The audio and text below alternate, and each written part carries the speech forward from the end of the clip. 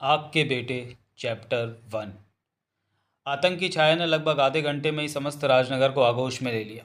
भय की लहर राजनगर के निवासियों में कुछ इस तीव्रता और भयानकता के साथ व्याप्त हुई मानो प्लेग का रोग रहा हो। जिस चेहरे पर दृष्टि जाती वहीं पीला नजर आता। प्रत्येक मुखड़े पर भय एवं आश्चर्य के संयुक्त भाव दृष्टिगोचर होते। राजनगर का समस्त कार्य अस्त व्यस्त हो गया।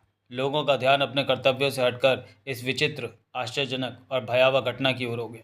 जहाँ देखो एक ही चर्चा, जिधर जाओ डरावने चेहरे दिखते, स्थान स्थान लोगों के जत्थे, जगह जगह आदमियों की भीड़, भिन्न भिन्न आयु के बच्चे, बूढ़े, जवान, स्त्री, पुरुष, बहादुर व कायर इत्यादि सभी इस विचित्र से चैलेंज के विषय में सोच रहे थे, तर्क वितर्क कर रहे थे।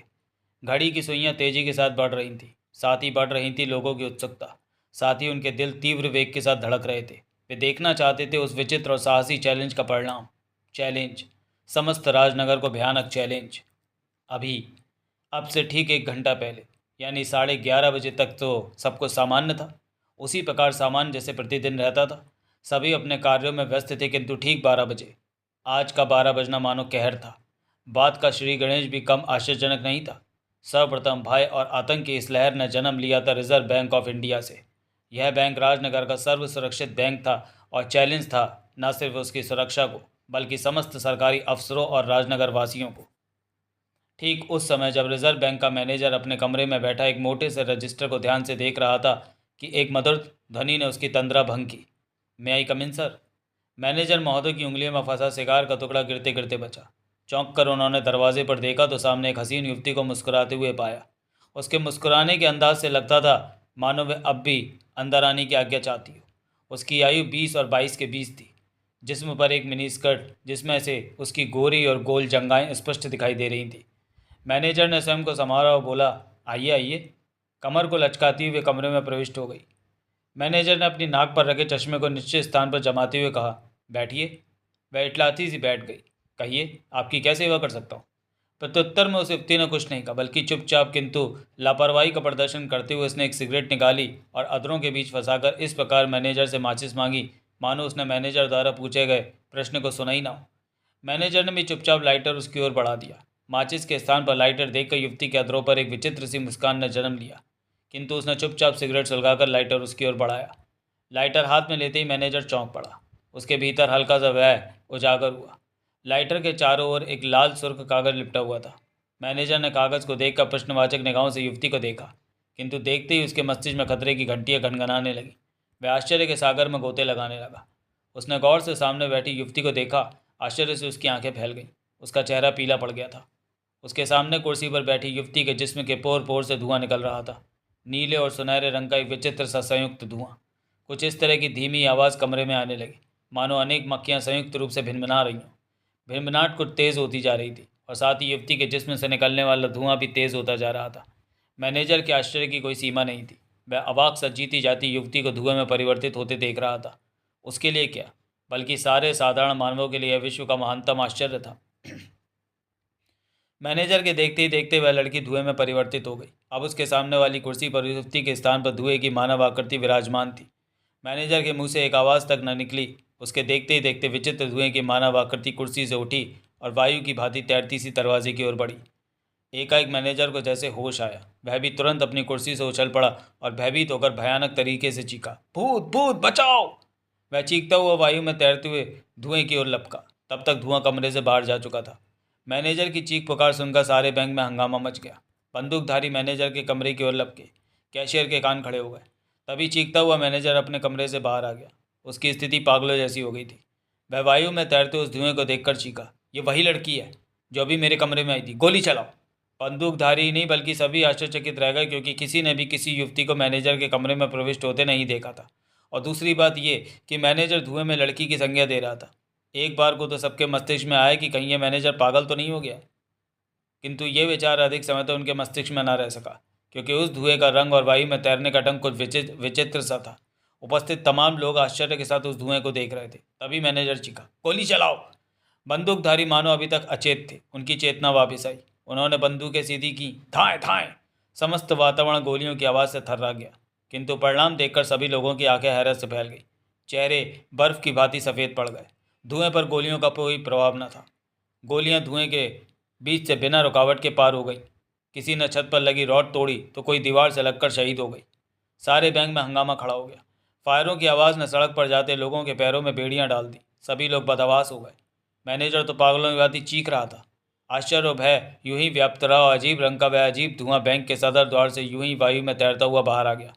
हजारों लोगों ने हैरत के साथ उस धुएं को देखा। कुछ शरारती युवकों ने अपनी बुद्धि का उपयोग करते हुए उस धुएं पर कुछ पत्थर फेंके, किंतु परिणाम वही ढाक के 3 पात। लोगों के देखते ही देखते धुआं वायुमंडल में ऊंचा उठता चला गया और कुछ ही क्षणों में लोगों की आंखों से ओझल हो गया। अब धुआं नजर नहीं आ रहा था। उपस्थित व्यक्तियों के चेहरे पर हैरत के भाव थे। सब लोगों ने आश्चर्यपूर्ण निगाहों से एक दूसरे को देखा, मानो एक दूसरे से पूछ रहे हो कि क्या तुम धुएं का मतलब समझते हो। किंतु प्रत्येक चेहरा से पूछ रहा था, उत्तर देना किसी के बस का रोग नहीं था। मैनेजर तो मानो पागल हो गया था। पागलों की भांति दौड़ता हुआ वह अपने कमरे में पहुंचा। तुरंत पुलिस स्टेशन से संबंध स्थापित करके हड़बड़ाते हुए टूटे फूटे शब्दों में समस्त घटना संक्षेप में बताई।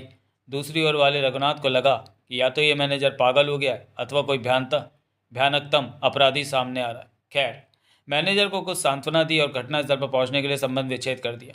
मैनेजर को दूसरी ओर से फ़ोन रखने की ध्वनि ऐसी लगी मानो कहीं आसपास बम गिरा हो। तभी उसके कानों में बाहर से तेज स्वर की ध्वनि पड़ी। वह भी फुर्ती के साथ कमरे से बाहर निकलकर सदर दरवाजे की ओर लपका। बाहर लोगों की भीड़ बैंक के अंदर प्रविष्ट होना चाहती थी, लेकिन बैंक के बंदूकधारी उन्हें रोकने का प्रयास कर रहे थे। इस विरोध में लोगों की भीड़ एक तेज शोर की उत्पत्ति कर रही थी। मैनेजर का समस्त जिस्म पसीने से लथपथ हो गया। एक तो वैसी युवती के धुएं में परिवर्तित होने वाली घटना से बदहवास था, ऊपर से लोगों की इस बेवकूफ़ी ने उसकी बदहवासी को यौवन पर पहुंचा दिया। लोगों का शोर क्षण प्रतिक्षण तीव्र रूप धारण करता जा रहा था। घटना के केवल 5 मिनट पश्चात रघुनाथ सज धजकर घटनास्थल पर पहुंच गया और उफनती भीड़ पर काबू पाया। जब रघुनाथ मैनेजर के पास पहुंचा, उस समय उसकी स्थिति पागलों जैसी हो रही थी। रघुनाथ को इस बात में कोई संदेह नहीं रह गया था कि वास्तव में यहाँ वह अनूनी घटना घटी है।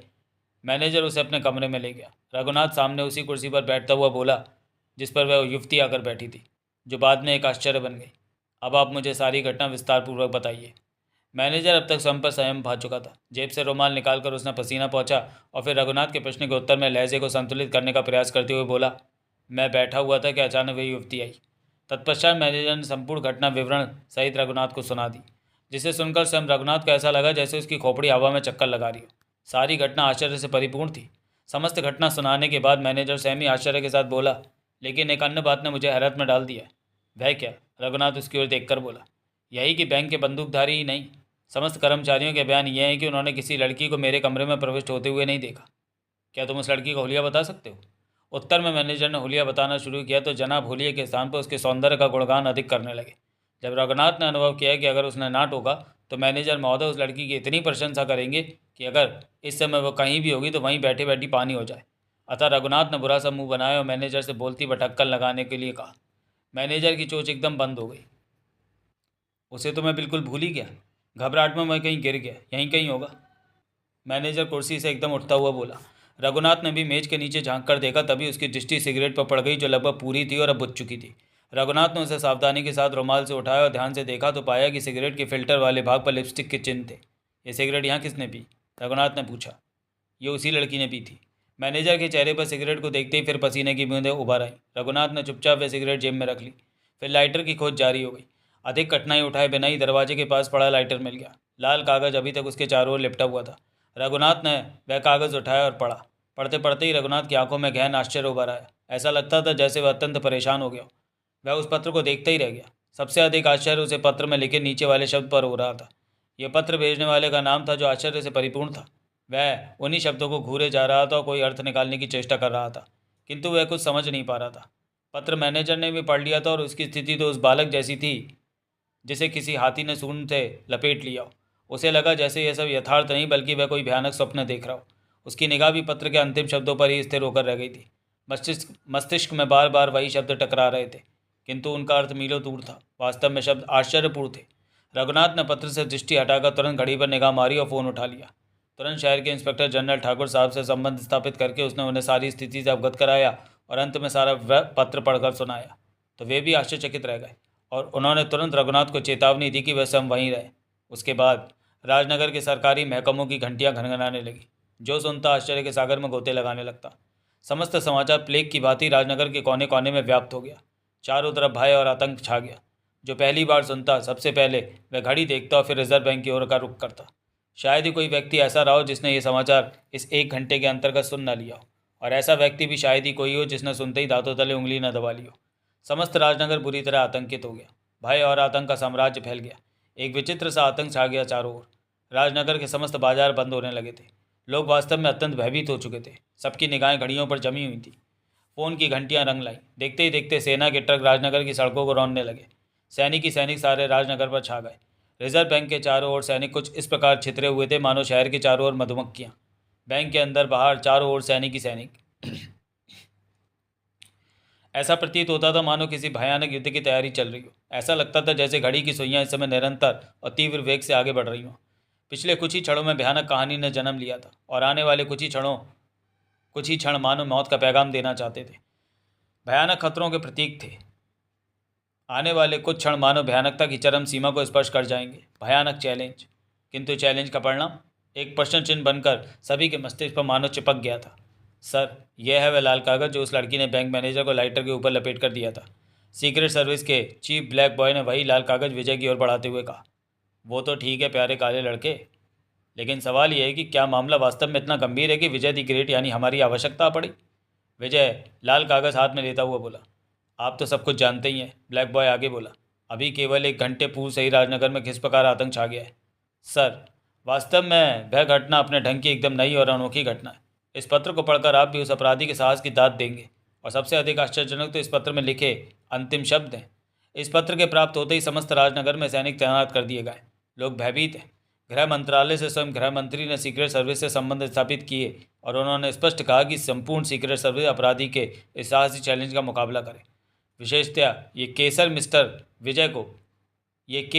विजय को यानी आपको सौंपा जाए। देखो प्यारे काले लड़के, विजय अकड़कर सीना फुलाता हुआ बोला। देखो विजय दी ग्रेट की शौहरत, स्वयं गृह मंत्री ने हमें इस केस पर लगाया है। ब्लैक बॉय के अधरों पर मुस्कान उभर आई। विजय ने लाल कागज़ खोलकर पढ़ना प्रारंभ किया। लिखे हुए शब्द कुछ इस प्रकार थे। प्यारे राजनगर वासियों एवं पुलिस अधिकारियों, हमें कुछ इस प्रकार के समाचार मिले हैं कि आजकल रिजर्व बैंक ऑफ इंडिया की मुद्रा की संख्या कई करोड़ तक पहुंच गई है। अधिकारीगण ज़रा हमारी बात को गहराई से सोचें। वास्तविकता यह है कि हम लोग हमेशा जन कल्याण के लिए तत्पर रहे। हमारा अभी तक का जीवन जन कल्याण में ही व्यतीत हुआ है, और उम्मीद करते हैं कि अगर आप लोगों का सहयोग रहा तो जीवन पर्यंत हम लोग इसी प्रकार परिहिताय के लिए प्रयत्नशील रहेंगे। अभी तक हम लोग जन कल्याण के छोटे छोटे कार्य करते रहते थे। हमने देखा कि भारत कुछ इतनी परेशानियों में घिरा है कि अगर हमारी ये जन कल्याण की भावना इतनी धीमी रही तो हम कुछ भी नहीं कर पाएंगे, और हमारा जीवन एक प्रकार से निरर्थक सा ही हो जाएगा। अतः अब हम लोग खुलकर सामने आ रहे हैं। हाँ, तो मैं उस विषय पर लिख रहा था जो जन कल्याण का कार्य हम अभी तक कुछ ही समय बात करने जा रहे हैं। हम एक बार फिर कहते हैं कि हमें समझने का प्रयास करें। बात यह है कि रिजर्व बैंक में मुद्रा आवश्यकता से अधिक हो गई है। अब ज़रा आप लोग दिमाग से सोचें कि बड़ी रकम का लालच किसके दिमाग में नहीं आएगा। आजकल भारत में भ्रष्टाचार, धोखा, चोरी, लूट जोरों पर है। अब ज़रा आप सोचिए कि क्या किसी भी समय वे लुटेरे रिजर्व बैंक की 10 करोड़ की जायदाद जो भारतीय प्रजा की है को लूट नहीं सकते। आपको हो अथवा ना हो, लेकिन हम लोग तो क्योंकि जन कल्याण के लिए जीते हैं, अतः प्रजा की सुरक्षा का ध्यान लगा रहता है। प्रजा के इस धन को अत्यंत सुरक्षित रखने के लिए हम लोग ठीक 2 बजे आकर ये सब धन ले जाएंगे, ताकि अत्यंत सुरक्षा के साथ रखा जा सके। शायद आप लोग हमारे इस कार्य की निंदा करें, किंतु हम फिर कहेंगे कि हमें समझने का प्रयास किया जाए। अगर ये धन यहाँ रहा तो हमेशा चोरी का भय लगा रहेगा। संभव है कि इस प्रयास में किसी की हत्या भी हो जाए, और हमारे होते हुए ये सब हो जाए तो हम किस बात के जन कल्याणी हैं। इस बात की संभावना ही समाप्त हो जाए। इसलिए हम ठीक 2 बजे आएंगे। हमने अब बहुत कुछ लिख दिया। आशा करते हैं कि हमारे कार्यों में बाधा डालने के स्थान पर हमें सहयोग देंगे, किंतु अंत में ये लिखना भी अपना कर्तव्य समझते हैं कि अगर हमारे इस उपकार कार्य में कोई हमारे विरुद्ध आया तो दोस्तों ये याद रखना कि जो कार्य जन कल्याण के लिए किए जाते हैं, कार्यकर्ता उन सभी रोड़ों को ठिकाने लगाते हुए अपनी मंजिल तक पहुँचता है जो मार्ग में आते हैं। यूँ तो हमारे अत्यंत सुरक्षित रखने पर भी चोरी इत्यादि का भय तो लगा ही रहेगा। स्वयं हमारी जान भी जा सकती है, किंतु हमें अपनी चिंता नहीं है। हमें चिंता है तो आप लोगों की, कहीं आप लोगों को किसी प्रकार का कष्ट ना हो। अतः हम इस मुसीबत को अपने साथ ले जाने के लिए ठीक 2 बजे आ रहे हैं। इस धन की सुरक्षा में अगर हम लोगों की जान भी चली जाए तो हम अपना परहिताय जीवन सफल समझेंगे। अच्छा, अब 2 बजे मिलेंगे। जन कल्याणकारी आप ही के दोस्त, आग के बेटे। विजय ने संपूर्ण कागज़ पढ़ा। वास्तव में सारा पत्र एक विचित्र ढंग से लिखा गया था। प्यार भरे शब्दों में ये खतरनाक चैलेंज दे दिया था। अंतिम शब्दों पर तो वास्तव में उसकी निगाहें जमकर रह गई। उसकी समझ में नहीं आ रहा था कि ये आग के बेटे क्या भला है। आग के बेटे कैसे होंगे? आग के बेटों का आखिर मतलब क्या है? उसने चौंक कर घड़ी देखी जो ठीक 1:15 का संदेश दे रही थी।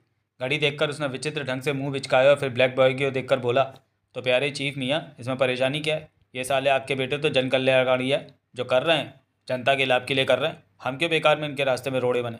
सर, ये जानते हुए कि परिस्थिति कितनी गंभीर है, आप मजाक कर रहे हैं। शीघ्रता से सोचिए कि हमें क्या करना चाहिए। समय कम है सर, ब्लैक बॉय चिंतित स्वर में बोला। खैर प्यारे, अगर तुम कहते हो तो हम इन्हें रोकने का प्रयास करेंगे। वैसे हमें लगता है कि ये साले आग के बेटे किसी हरामी की औलाद हैं। हमारे रोकने से रुकेंगे नहीं, लेकिन वो अगर आग के लौंडे हैं तो हम भी ठाकुर के पूत हैं। साले इस तरह नहीं रुके तो 2-4 झकझकियाँ सुनाकर धराशायी कर देंगे। विजय सीना फुलाता हुआ बोला। सर, ब्लैक बॉय उसी प्रकार गंभीरता के साथ बोला, मेरे ख्याल में क्यों ना राजनगर में 3 बजे तक के लिए कर्फ्यू लगा दिया जाए। नहीं नहीं प्यारे, विजय एकदम सतर्क होकर बोला, भूल कर भी ऐसा पवित्र कार्य करना बैठना। इस समय अगर कर्फ्यू लगाया गया तो जनता भड़क उठेगी और एक नई मुसीबत खड़ी हो जाएगी। इस समय प्रत्येक कदम सोच समझ कर उठाओ। तो फिर क्या किया जाए सर? तुम अशरफ इत्यादि सभी को वहाँ पर भेज दो, तब तक हम भी पहुँच रहे हैं, विजय ने कहा, और घड़ी को देखता हुआ तुरंत सीक्रेट रूम से बाहर निकल आया। घड़ी 1:30 बजने का संदेश दे रही थी। ठीक 1:45 विजय रिजर्व बैंक पहुंचा। वहां उसके पिता राजनगर के आईजी के नेतृत्व में काफ़ी भारी संख्या में पीएसी के जवान उपस्थित थे, जो उमड़ती भीड़ पर काबू पाने का प्रयास कर रहे थे। काफ़ी हद तक वे अपने प्रयास में सफल भी थे। नेतृत्व क्योंकि ठाकुर साहब कर रहे थे, अतः काफ़ी सदृढ़ था। रिजर्व बैंक के चारों ओर कुछ इस तरह के चक्रव्यूह का निर्माण किया गया था मानो महाभारत को दोहराना चाहते हो। रघुनाथ ने स्वयं एक ओर का मोर्चा संभाल लिया था। विजय ने देखा कि सीक्रेट सर्विस के अन्य सदस्य विभिन्न मेकअपों में वहां उपस्थित थे। आशा इस समय किसी चिड़चिड़ी और बदसूरत सी बुढ़िया के मेकअप में थी, जिसके काले भद्दे और चेचक के दाग वाले चेहरे की लंबी और टेढ़ी मेढ़ी नाक पर एक ऐनक लगभग लटक सी रही थी। उसके मोटे लटके हुए होठों से पान की पीक बह रही थी। बाल पक चुके थे। उसके हाथ में एक लठिया थी और वह अपने हुलिये के अनुसार कुशल अभिनय करने में सफल थी। विजय इस समय स्वयं मेकअप में था ताकि ठाकुर साहब न पहचान सके। इस समय वह ऐसे मेकअप में था कि उसे पहचानना कठिन ही नहीं, असंभव था। उसको कुछ शरारत सूझी, अतः उसने आशा की ओर देखा और आंख मार दी। उत्तर में जो हरकत आशा ने की, उससे वह मान गया कि आशा कमाल का अभिनय करती है। उसके आंख मारते ही आशा ने ठीक किसी बुढ़िया की भांति तेवर बदले और 2-4 गालियों से विभूषित कर दिया। ये एक अलग बात है कि इस बीच पान की पीक ने होठों के बीच से निकलकर मैली कुचैली धोती पर एक सुंदर सा प्रिंट बना दिया था। वैसे प्रिंट बनाना भी बाकायदा आशा के अभिनय का एक भाग था। विजय तुरंत भीड़ में विलुप्त हो गया। वह यह न जान सका कि आशा ने भी उसे पहचाना है अथवा नहीं। वह भीड़ में घुस गया और एक स्थान पर आराम से खड़ा होकर बैंक के उस चौपाले को देखने लगा जहाँ से सरकारी कर्मचारी ही खड़े थे। अभी वह ध्यान से सब कुछ देख ही रहा था कि वह चौंक पड़ा। न सिर्फ चौंक पड़ा बल्कि उछल पड़ा जब भीड़ में से किसी ने यह बेहुदा हरकत की। हुआ यह कि विजय की कमर में किसी ने बहुत जोर की चूटी काटी। परिणाम स्वरूप वह उछल पड़ा और अपने चारों ओर का निरीक्षण किया, किंतु वह न जान सका कि हरकत किसकी है। जब उसे काफ़ी प्रयासों के बाद भी असफलता की हाथ लगी तो वह शांत खड़ा हो गया और अपना ध्यान आग के बेटों की ओर लगाने का प्रयास कर ही रहा था कि एक बार फिर वह चौंक पड़ा। कारण था फिर वही बेहुदा हरकत। विजय को लगा कि कोई शरारती बच्चा उसके साथ शरारत कर रहा है, किंतु तभी उसके दिमाग में प्रश्न उठा, आखिर ये शरारत उसी के साथ क्यों की जा रही है? कहीं इस छोटी सी घटना के पीछे कोई बड़ा रहस्य तो नहीं? उसके दिमाग ने उत्तर दिया, संभव है ऐसा ही हो, क्योंकि आग के बेटों के उस पत्र से स्पष्ट होता है कि अपराधी कुछ विचित्र सी आदतों का स्वामी है। कहीं अपराधी उसे छका तो नहीं रहा? ना जाने कि उसके दिमाग में ये बात घर कर गई कि हो ना हो ये हरकत कोई बहुत बड़ा रहस्य रखती है। अभी वह सोच ही रहा था कि इस बार किसी ने अपनी संपूर्ण शक्ति लगाकर चूटी काटी, इतनी शक्ति से कि विजय तिलमिलाकर रह गया, लगभग चीखा, अबे ओ भाई, कौन है बे? लेकिन जो भी था वह उसके पास से गायब था। एक बार को तो विजय की खोपड़ी घूम गई। उसके बोलने के ढंग पर उसके आसपास खड़े लोग उसे विचित्र सी निगाहों से देखने लगे। विजय ने मूर्खों की भांति चेहरा बनाया और चतुर्मुख की भांति अपनी गर्दन लंबी करके इधर उधर देखने लगा। लोग मुस्कुरा कर रह गए। वैसे इस बार विजय पूर्णतः सतर्क था। अब वह पता लगाना चाहता था कि आखिर ये हरकत है किसकी और उसका अभिप्राय क्या है। तभी वह चौंक पड़ा। वास्तव में इस समय उसे यहाँ जिस चेहरे के दर्शन हुए उसे देखकर वह बुरी तरह से चौंक पड़ा। वह लोगों की टांगों के बीच से होता हुआ उसकी ओर आ रहा था। वास्तव में इस चेहरे की यहाँ और इस समय उपस्थिति आश्चर्यपूर्ण थी। विजय को चकरा सा गया, आखिर उसने उसे मेकअप में भी पहचान कैसे लिया? विजय के मन में इस प्रश्न की उत्पत्ति हुई और मन में उत्तर ने यही कहा कि आखिर यह लड़का है क्या? वह उसके निकट आया और अभी चूटी काटने ही वाला था कि विजय चीखा, अबे ओ हरामखोर की औलाद, कौन है तू? अगर डैडी को गाली दी तो मैं आपकी दाढ़ी पकड़कर लटक जाऊंगा। आप मुझे नहीं पहचानते, मैं विकास हूँ। लगभग 11 वर्षीय वह लड़का शरारत भरे लहजे में बोला। विजय चकरा कर रह गया, आखिर ये लड़का उसे पहचान कैसे गया? इस समय वह ऐसे मेकअप में था कि अच्छे से अच्छा पार्के की भी उसे पहचान न सकता था, किंतु 11 वर्षीय वह छोकरा। एक बार फिर विजय सोचने पर मजबूर हो गया कि विकास खतरनाक शैतान है।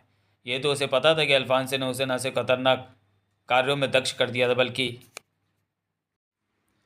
दहकते शहर नामक केस का हीरो भी विकास ही था, किंतु विजय को पहचानना एक भिन्न और आश्चर्यपूर्ण बात थी। विकास विकास विजय के दोस्त, केंद्रीय खुफिया विभाग के होनहार जासूस ठाकुर रघुनाथ का लड़का था। ये लड़का अत्यंत खतरनाक बन गया था। इस अल्पायु में ही अल्फांसे ने उसे गजब के हैरत अंगेज कारनामे सिखा दिए थे। विजय को लगा कहीं ये खतरनाक लड़का यहाँ उसकी पोली खोल दे, अतः वह तुरंत भीड़ में से निकलकर एक ओर को चला गया। विकास के मासूम से अधरों पर शरारतपूर्ण मुस्कान थी और वह विजय के पीछे ही पीछे बाहर आया। भीड़ से अलग आकर विजय उसकी ओर मुड़कर बोला, क्यों बे दिल जले, तुम यहाँ कैसे? अंकल सच बताऊँ या झूठ? विकास मुस्कुराकर बोला, देखो मियाँ दिल जले, तुम्हारी हरकतें अधिक लंबी होती जा रही हैं। पहले नेकर का नाड़ा बांधना सीखो, तब ऐसे खतरनाक स्थानों पर आया करो। अंकल मैं पैंट पहनता हूँ जिसमें नाड़ा नहीं पेटी होती है। विजय ने घड़ी देखी, 2 बजने में से 5 मिनट शेष थे। अतः इस समय विकास को यहाँ से खिसकाने के लिए उससे बिना उलझे बोला, तुम यहाँ क्यों आए हो बेटे? आपको दिलजली सुलाना है। अबे ओ, विजय अभी कुछ कहने ही जा रहा था कि ठहर के और स्वामी बात बदल कर बोला, लेकिन तुमने हमें पहचाना कैसे? लो, ये भी कोई कठिन काम था चकचकी अंकल। मैं आपको दिलजली सुनाने आपकी कोठी पर गया था, वहाँ देखा तो पाया कि आप शीशे के सामने बैठे ये श्रृंगार कर रहे हैं। मेरे देखते ही देखते आपने नकली दाढ़ी मूछें लगाई और यहाँ आ गए। मैं आपके पीछे पीछे था। विजय विकास के मासूम प्यारे प्यारे चेहरे को देखते ही रह गया। उसे विश्वास नहीं हुआ कि इतनी अल्पायु का किशोर इतनी विलक्षण बुद्धि रख सकता है। वह इतना खतरनाक हो सकता है जितना कि विजय था। विजय को कुछ विचित्र सा लगा। विकास को इतना जीनियस देखकर उसे विचित्र सी खुशी का एहसास हुआ। विकास की एक एक हरकत ऐसी थी जो विजय के मन में घर कर जाती। विकास को वह भारत का ही नहीं बल्कि विश्व का सर्वोत्तम जासूस बनाने का दृढ़ निश्चय कर चुका था। किंतु इस समय विकास को यहाँ देखकर न जाने कि उसे कुछ मानसिक परेशानी हुई।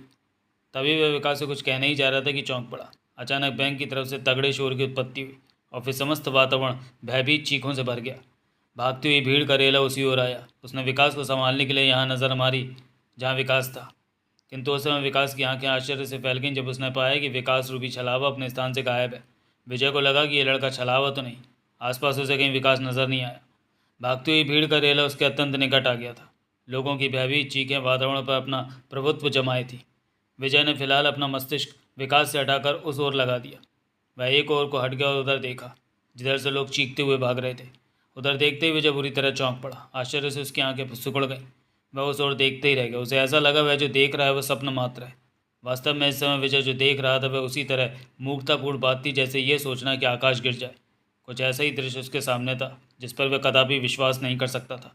वह इस बात पर तो विश्वास कर सकता था कि हिमालय अपने स्थान से हिल गया, किंतु इस दृश्य को सत्य नहीं मान सकता था। किंतु दृश्य कठोर यथार्थ के रूप में उसके सामने था। क्षण प्रति क्षण उसकी आंखें हैरत से फैलती जा रही थीं। दृश्य जितना स्पष्ट होता जाता उसकी आंखें उसी अनुपात में हैरत से फैलती चली जाती थी। वास्तव में था यह हैरत अंगेज दृश्य। उसे अपने रोंगटे खड़े होते हुए महसूस हुए। भयानक दृश्य उसने देखा। उस दृश्य को देखकर लोग उससे भयभीत होकर न सिर्फ चीखने चिल्लाने लगे थे बल्कि अपनी अपनी रक्षा हेतु भाग लिए थे। विजय को भी मानना पड़ा कि प्रस्तुत दृश्य मौत से भी भयानक और खतरनाक है। सबसे पहले उसने बदहवास सी भागती भीड़ के उस पर धुआं उठता देखा, जिसे देखकर एक ही क्षण में भीड़ काई की तरफ हट गई और प्रस्तुत दृश्य को देखकर विजय की आंखें हैरत से फैल गईं। उसके सामने आग के बेटे थे। वास्तव में ये आग के बेटे थे। ये लगभग 10 जीवित हाड़ मांस के इंसान थे, किंतु आश्चर्य की बात यह थी कि उनके संपूर्ण जिस्म आग की लपटों में घिरे हुए थे। समस्त जिस्म से आग लपलपा रही थी, मानो किसी ने उनके जिस्मों पर पेट्रोल छिड़क कर आग लगा दी हो। उनके जिस्मों से लपलपाती हुई भयंकर अग्निशिलाएं धधक रही थीं। लपटें कुछ इस प्रकार ऊंची उठ रही थी मानो 10 होलियां एक साथ जल रही हों। उनके जिस्मों से ज्वलित अंगारे धरती पर गिरते जा रहे थे। भयंकर अग्निशिलाएं ऐसे लपलपा रही थीं मानो गंधक की अग्निशिलाएं जल रही हों। उनका संपूर्ण जिस्म भयंकर किस्म की लपलपाती आग की लपटों में था। इससे भी आगे आश्चर्यजनक ये था कि आग की लपटों में गिरे हुए वे आग के बेटे निरंतर रिजर्व बैंक की ओर बढ़ रहे थे। लोगों को न सिर्फ आश्चर्य हो रहा था बल्कि बदहवास हो गए थे। ये बात न सिर्फ उनके दिमाग से बाहर थी, हैरत अंगेज भी थी कि इस बुरी तरह आग की लपटों में लिपटे हुए इंसान जीवित भी रह सकते हैं। वे न सिर्फ जीवित थे बल्कि मस्त हाथी की तरह झूमते हुए अपने लक्ष्य की ओर बढ़ रहे थे। मैदान साफ हो चुका था। पीएसी वाले विचित्र सी परेशानियों कश्मकश में फंस गए थे। ये तो वे जानते ही थे कि उन्हें किन्हीं विशेष अपराधियों से टकराने के लिए बुलाया गया, किंतु उन्हें ऐसी आशा कदापि नहीं थी कि अपराधी इस विचित्र ढंग के होंगे। स्वयं विजय की समझ में नहीं आ रहा था कि वह क्या करे। अपने स्थान पर खड़ा विजय सामने के भयानक दृश्य को निहारता रहा। सहसा वह चौंका। उसने देखा अचानक उसके पिता शहर के आईजी ठाकुर साहब आग के बेटों के सामने आ डटे। विजय देख चुका था कि ठाकुर साहब के चेहरे पर भयानक भाव उभर आए, जो इस बात का प्रमाण थे कि वे कोई भयानक निर्णय ले चुके। इस समय विजय ने अपना आगे बढ़ना उचित न समझा, अतः वहीं खड़ा रहकर सब कुछ देखता रहा। ठाकुर साहब आग के बेटों के सामने रिवॉल्वर ताने खड़े हो गए और चीखे, इन्हें चारों ओर से घेर लिया जाए। पीएसी वाले बदहवास तो हो ही चुके थे, किंतु इस आदेश का उन्होंने तुरंत पालन किया। क्षण मात्र में आग के बेटे पीएसी के व्रत में कैद थे, किंतु आग के बेटे मस्त हाथी की भांति झूमते हुए अपने लक्ष्य की ओर अग्रसर थे, मानो इस घेराव से उन्हें कोई सरोकार ही न हो। उनके ठीक सामने ठाकुर साहब खड़े थे। आग के बेटे आगे बढ़ते रहे, किंतु ठाकुर साहब भी मानो अड़िग चट्टान थे। वे जितने निकट आते जाते उसी अनुपात में ठाकुर साहब के चेहरे की भयंकरता में चार चांद लगते जाते थे। तब जबकि वे अत्यंत निकट आ गए, ठाकुर साहब बोले, ठहरो, नहीं तो भून दिए जाओगे। किंतु ऐसा लगता था जैसे वे सभी बहरे हों। ठाकुर साहब की आवाज़ का लेश मात्र भी प्रभाव उन पर न हुआ। वे उसी प्रकार बढ़ रहे थे। विजय इस दृश्य को देख रहा था, किंतु सिर्फ देख ही रहा था। आग के बेटे निरंतर आगे बढ़ रहे थे। ठाकुर साहब चीख चीख कर चेतावनी दे रहे थे, जिसका उन पर कोई प्रभाव नहीं पड़ रहा था। अलबत्ता ठाकुर साहब के क्रोध में निसंदेह वृद्धि होती जा रही थी। अंत में तब जबकि वे इतने निकट आ गए कि ठाकुर साहब को उनके जिस्मों में लपलपाती आग की ऊष्मा मिलने लगी, तो ठाकुर साहब चीखे, फायर! रट रट रट रट! आदेश के साथ पीएसी वालों की गनों ने अपने भयानक जबड़े खोल दिए। लपलपाते हुए भयंकर आग के शोले आग के बेटों की ओर बढ़े। वे देखते हुए जिस्मों से टकराए भी, किंतु उस समय विजय को आश्चर्य नहीं हुआ जब बेचारी गनों की गोलियां बिना कोई जौहर दिखाए शहीद हो गई। उसे पहले ही उम्मीद थी कि आग के बेटे इनाम हथियारों के बस में आने वाले नहीं हैं, बल्कि इनका अंत करने के लिए दिमागी पेचों को खटखटाना पड़ेगा। परिणाम देखकर ठाकुर साहब को जहाँ थोड़ा आश्चर्य हुआ, पीएसी के जवान तो भौचक्के रह गए। आग के बेटे ठाकुर साहब के अधिकाधिक निकट आ गए थे, इतने निकट कि उन्हें अपना जिस्म जलता सा प्रतीत होने लगा, तो वे तुरंत वहाँ से हट गए। उसके बाद क्रम इसी प्रकार चलता रहा। ठाकुर साहब बार बार आग के बेटों को खतरनाक लहजे और शब्दों में चेतावनी देते रहे, किंतु जब उसका लेश मात्र भी प्रभाव न देखते तो स्वयं उन्हें यह महसूस होता कि उनकी चेतावनी खोखली है। अनेक बार गनें गरजती, किंतु परिणाम वही डाक के तीन पात। अंत में सदा दरवाजे से होते हुए आग की लपटों में लिपटे आग के बेटे बैंक के अंदर चले गए। पुलिस का चक्र भी उनको लेश मात्र भी हानि पहुंचाने में असक्त रहा। ठाकुर साहब का क्रोध सातवें आसमान पर पहुंच गया, किंतु वे कर ही कह सकते थे। सड़क पर अब भी दहकते शोले बिखरे पड़े थे। विजय भी कोई उपाय सोच ही रहा था कि बुरी तरह चीखा। उसकी नज़र छलावे पर पड़ी। हाँ, उसे छलावा ही कह सकता था। वास्तव में यह शैतान था, अल्पायु का खतरनाक शैतान। वह विकास के अतिरिक्त कोई न था। जिसे देखकर विजय चौंका था, वह सिर्फ विकास के चेहरे से ही नहीं चौंका था, वास्तव में वह चौंका था विकास की हरकत से। उसकी समझ में नहीं आया कि आखिर लड़का चाहता क्या है। आखिर विकास उसे कितनी बार आश्चर्य के सागर में गोते लगवाता।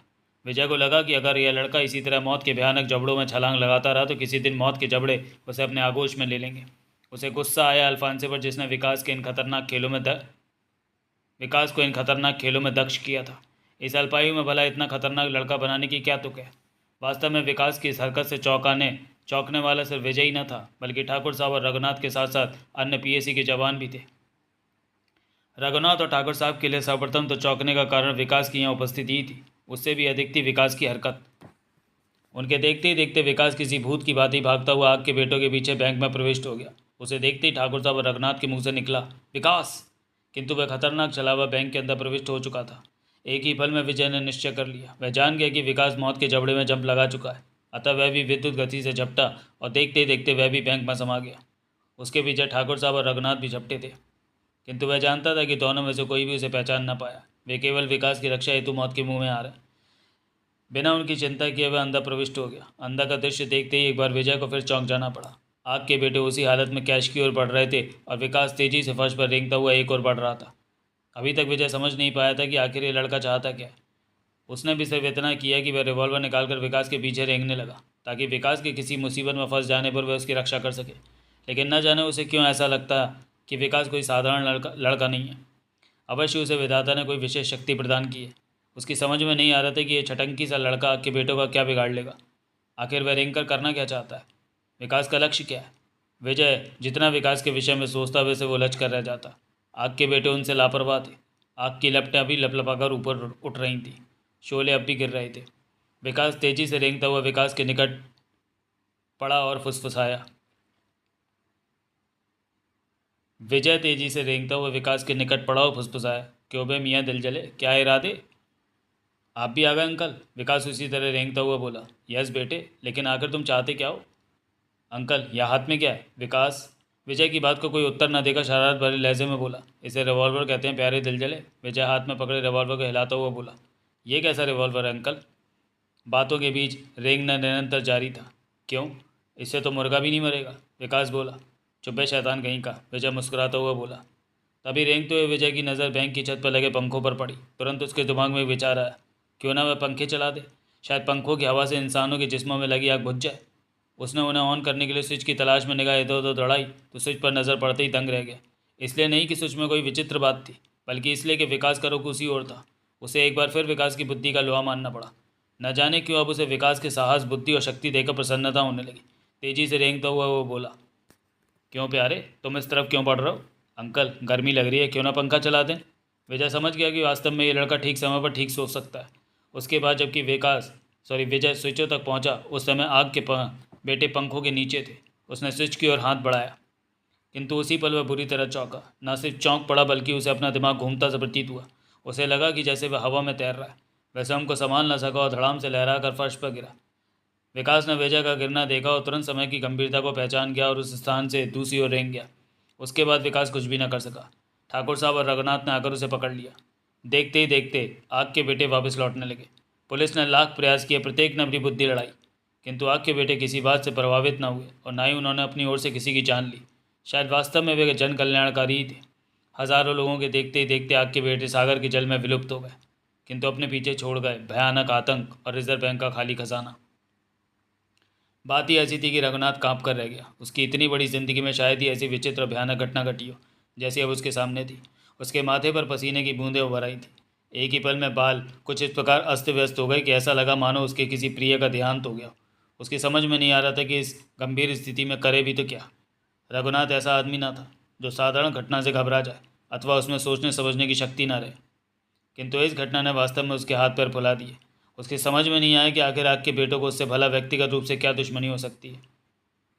उसने अपने पीले पड़े हुए शुष्क अधरों पर जीभ फेरी, परेशानी की स्थिति में गालों पर हाथ फेरा और फिर उसकी आंखें उस लाल कागज़ पर जम गईं जो उसे अभी कुछ समय पूर्व ही प्राप्त हुआ था।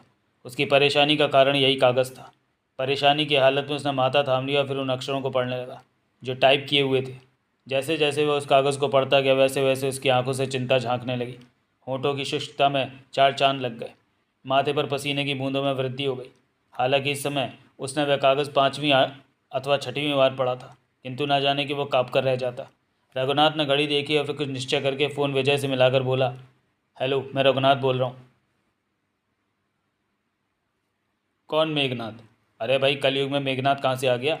दूसरी ओर से विजय जानबूझकर शरारत कर रहा है। यह आवाज़ पाकर रघुनाथ बुरी तरह से झुंझलाकर बोला, विजय, मैं रघुनाथ बोल रहा हूँ। अरे भाई, बड़े विचित्र आदमी हैं आप। अभी अभी आप कह रहे थे कि आप मेघनाथ हैं और अब अपने आप को वैद्यनाथ बता रहे हैं। वैद्यनाथ नाम का भाई, वैद्यनाथ नाम का मेरा कोई दोस्त नहीं है। विजय, प्लीज़ गंभीर हो जाओ, मेरी बात सुनो। इस समय रघुनाथ की विचित्र सी स्थिति हो गई थी। उसे इस समय विजय का मजाक बहुत ही बुरा लगा था। अच्छा, प्यारे तुला राशि बोल रहे हैं? विजय चहक कर बोला। प्यारे तुला राशि? क्या सुबह सुबह झकझकी सुनने का मूड बन गया? हम जानते थे रघु डार्लिंग कि एक ना एक दिन तुम हमारी झकझकियों की महानता का महत्व समझोगे और वह तुम्हारी रातों की नींद छीन लेगी। तभी तो आज सुबह सुबह हमें फ़ोन मारा है। लेकिन घबराओ नहीं प्यारे, हम तुम्हें निराश नहीं करेंगे। अतः तुम्हारी सेवा में एक महान और नवीन झकझकी पेश है। इससे पूर्व कि रघुनाथ कुछ बोले, विजय ने संपूर्ण भाषण दे डाला। वह सांस लेने के लिए थमा और इससे पूर्व कि झकझकी की एक भी पंक्ति सुनाए, रघुनाथ शीघ्रता से बोला, विजय, मुझे आपके बेटों का पत्र मिला है। अवश्य मिला होगा प्यारे। हाँ, तो हमारी ये महान झकझकी है। कहते हुए विजय ने झकझकी बाकायदा फिल्मी धुन पर गाकर सुनाई। राजेश खन्ना हंस रहे डिम्पल के संग। ये नज़ारे देखकर अंजू रह गई तंग। अंजू रह गई तंग, तैश उसके बाप को आया। इतना सुन लोग बोले, ये कैसा कलयुग आया।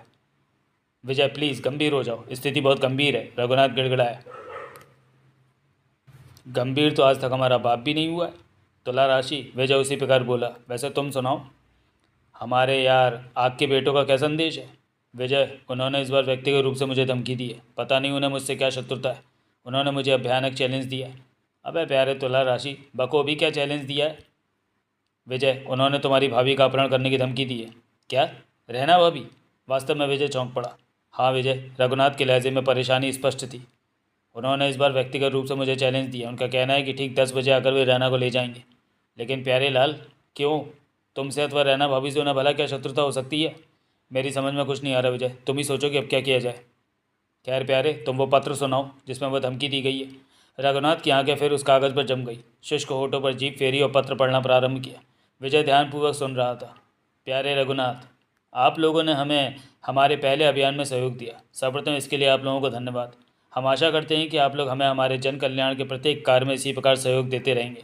आखिर तुम भी पुलिस के एक जिम्मेदार अधिकारी हो, अतः तुम भी जन कल्याण के पक्षपाती तो हो ही।